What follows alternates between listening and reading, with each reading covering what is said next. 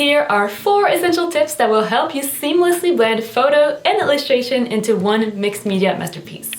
So grab your drawing tools and let's get started.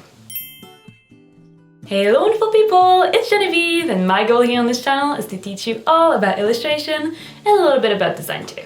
Today I'm going to share with you my top 4 tips to help you take any illustrated element and add it to a photo of your choice, going from a simple copy paste like this to a seamless integration like this. And I will be doing the demo on my iPad using Procreate, but these tips are general, so as long as you know the basic controls of the software you're working with, then the tips will work for you as well. With that said, let's jump to tip number 1. So the first thing you absolutely want to get right is what I call the ambient color, which you could say is the general vibe, or to be more technical, the general hue of the image. And the good news is, once you know how to do it, it's something you can tweak in less than 30 seconds. So the first thing to do here is just to add a photo to whatever canvas you're working with, and to make sure the photo is positioned where you want it to be in the end. And then we will do the same thing with the illustrative element, which can be really anything you want, by the way. As long as the background is transparent, you can always erase it. It's just going to take a little bit longer. I will go ahead and I'm going to create a character using my brand new character creator. And the character creator is a Procreate file with a bunch of hand-drawn elements on separate layers, which you can toggle on and off and recolor to create a custom character. And there's also a line art only version for people who prefer to color from scratch, but for the purpose of this specific video, I need a fully colored and shaded illustrated element, so I'll use this little character right here.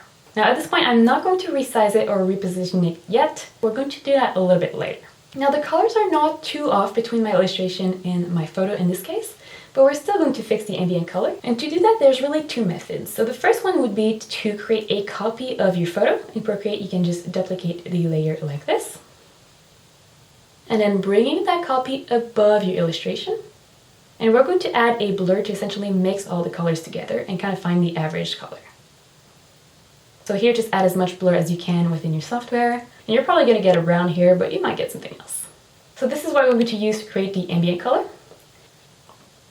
Currently, it fills in the entire screen, but we only need the ambient color to be applied to the character. So we're going to use a clipping mask here so that the color we created stays within the character only.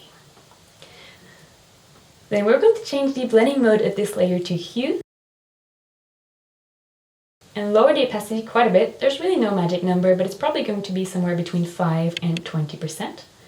And so that way the illustration is going to have some of the colors from the background blended in. Now method number 2 is very similar, but it can create slightly different results. So I encourage you to try both. So here we're going to color pick whatever looks like white in the photo, although very light gray would work as well. And we're going to see what hue it actually is, because it's really rare to have pure white in a photo. There's usually a little bit of color blended in, and that color is exactly what we want to add to the illustration. And here I recommend picking a few different white sections and going for a rough average. And then the other steps would be the exact same. You would create a new layer, apply that layer as a clipping mask so it stays within the illustration, but this time instead of having a blurred photo, we're going to have a uniform color. And you're still going to use a blending mode, in this case hue, and also lower the opacity of the layer. So it is a super simple trick, and to be fair, the results might be a little bit subtle. It all depends on the photo you are starting with. But even if it is subtle, it's details like this one that are going to make the final piece really come together. Tip number 2 is just as easy, and it will make an even bigger difference. So although we just adjusted the ambient color, there is still a whole lot we can do to make the colors work better between the illustration and the photo. So to really tie in the piece together, I recommend picking between 1 and 3 colors from the photo and adding them to your illustration. Now there's a lot of ways you can do this. If you're just recoloring a small element or adding to the original illustration, you can just pick from the background and draw over the illustration. Otherwise, you can use a technique that is similar to what we did for the ambient color. That is creating a new layer above your illustration, applying it as a clipping mask so it stays within the illustration, and using a blending mode, which you can experiment with here. I'm going to pick color. And then on that layer, redraw over a part of your illustration with the color you picked from the photo. And depending on your preferences here, you could go ahead and actually use a paintbrush and paint over the section. Or you could use a selection tool, and Procreate is right here. Make sure it is set to freehand or whatever allows you to draw a selection. and then do exactly that, draw a section around the element that you want to recolor. Depending on your software, you can then use the color bucket to fill it in, or in Procreate, you can simply tap on the color fill option right here. And again, this is something you would do with 1, 2, or 3 colors. There's really no need to do much more than that. I guess at that point it would be the law of diminishing returns. The time you would spend wouldn't make that big of a difference in the end. And if you use the technique I just showed of adding the colors on a separate layer, you always have the option to tweak it, whether it is by dragging and dropping different colors to try different things, by trying different blending modes, or by decreasing the opacity of that new color layer ever so slightly so it's a bit of a better blend with the illustration underneath. Okay, so our piece looks much more cohesive, but it still looks very much like a copy-paste. But don't worry, the last 2 tips are there to fix that. So we tweaked a few things to make the colors of the illustration match the photo better, but there's still one major incoherence between them. And if you think you know what it is, pause the video here and go write your guess in the comments below. So if you said the lights and the shadows, then congratulations, you are absolutely right. Our illustrated element came already shaded, and so did the photo, obviously. But it doesn't mean those lights and shadows match, meaning the light sources might not be in the same location and might not be of the same intensity. So to fix that, there's quite a few things that we can do. Okay, so at this stage, you could either merge all the layers you have together or put them in a group. We just want to be able to easily move everything all at once. I personally like to use a group because if I want to change anything in the illustration, then I can still do that really easily. Once that is done, we can get back to adjusting the shadows.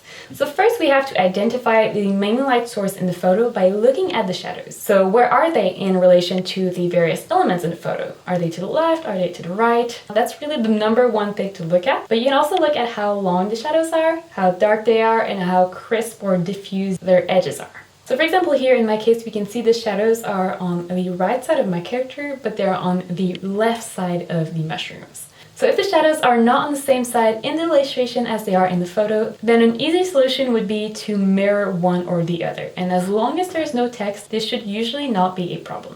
And once that is done, it is finally time to reposition our illustration so we can add some extra shadows that are going to be similar to the ones in the background.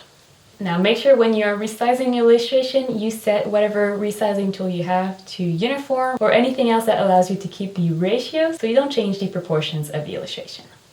So far we've covered the direction of the shadows, but that was really just one of the few parameters that we mentioned earlier. Meaning there's also the length, the intensity, and the harshness or softness, however you want to see it, of the shadows.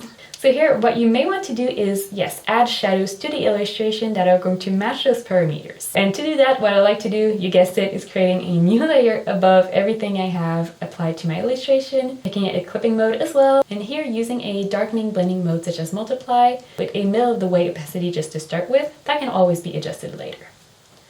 And ideally here for your shadows, you would go back to the color you use for your ambient color. If you use the white or light gray trick, you would pick that color and make it a little bit darker. And if you used the blurry photo, you would color pick within that blurry photo and make sure it is kind of middle of the way in terms of the brightness. And then you're going to mimic the style of shadows you can see in the photo on the illustration. So in my case, I have pretty long shadows that are quite dark and pretty defined. So I'm going to add a few of those on key parts of my illustration. And don't worry, they don't need to be as realistic as they are in the photo. Because the illustrative element is still an illustration, it would be kind of weird actually to have really realistic shadows on an otherwise kind of cartoonish element. So if I toggle this shadow layer on and off here, you can see it makes a major difference. The character now looks like it belongs within that environment. Now there are pretty strong shadows in the photo I used, but there's really no strong lights. That being said, if the photo you are working with had some strong lights, you would do the exact same steps. This time probably using a blending mode like add, soft light, or overlay. And you would add lights that match the style of the photo using your ambient color. My character does have a pretty strong light on the left side of her face, which again, I don't have strong lights in my photo. So if you have any lights or shadows that don't match the photo, you can pretty easily erase them by using any type of clone tool you have in your software. And then you're going to move this little circle right here, which is the sampling area, close to the light or shadow you want to remove. Now if you're working in Procreate, you're going to have to go back and work directly on the illustration layer, otherwise the clone tool is not going to work. and just going to paint over it, and it's going to magically disappear. Tip number 3 made a huge difference, but tip number 4 is what has the most potential to completely transform the piece. Okay, so now the colors of the illustration complement the colors of the photo, and the lights and shadows are coherent between both elements. But even then, the illustration still looks pretty much just copied and pasted there. So tip number 4, last but not the least, is to add some overlaps between the photo and the illustration. One easy place to add overlaps would be on the ground where your character is standing. So if it's standing on grass, you get erased blades of grass. In my case, it's standing on the forest floor, and I have this really nice leaf here that she could easily be standing behind. So I'm going to add an overlap here, meaning I'm going to erase the boots so it looks like the leaf is in front of them. And there's a lot of ways to do that. You could just use the eraser. I like to do it with a selection, and also like to lower the opacity of the illustrations so I can see the element that is underneath. And a little bonus tip here, if you're worried about messing up the illustration when erasing, you can always use a mask to protect it, because a layer mask will allow you to erase on the mask instead of the illustration itself, which will allow you to tweak the selection so that the edge is exactly how you want it to be. And a little bonus tip, I guess, here, on a layer mask, black means whole, so just like if you were erasing, and white means full, meaning you're going to see the image. So again here, I like to use a selection, so I'm going to set my color to black, and then I'm going to just freehand a rough selection around my leaf shape here, on the edge at least. And I'm going to color fill it to create the hole within the layer mask. And then if we bring back the opacity of our illustration to 100%, we're going to get this nice overlap between the leaf and the character. And this is where the masks really come handy, because it is quite challenging to get a perfect selection first try. So you can always alternate between white and black to bring and remove more of the image until the edge is exactly how you want it to be. And there you have it, 4 tips that will completely transform how you combine illustration and photos. And I'm curious, which tip was your favorite? Or just which one did you feel made a biggest difference? Please let me know in the comments below, because it lets me know which type of tips you prefer, which helps me create tutorials and consequences. And don't forget to use the special code in the video description below if you want to get a discount of my character creators. And if you're watching this video pretty shortly after it was released, then you might have a chance to get your order refunded, because I will be randomly refunding 3 orders that use the code and were made during the first week after I posted this video. If you'd like to learn my 8 essential tips to color sketches like a pro, then click the video right here. But before you leave, make sure to give this video a like and subscribe to the channel if you are not already, so you don't miss any future tutorial. But once that is done, click on the link right here, and I'll meet you there.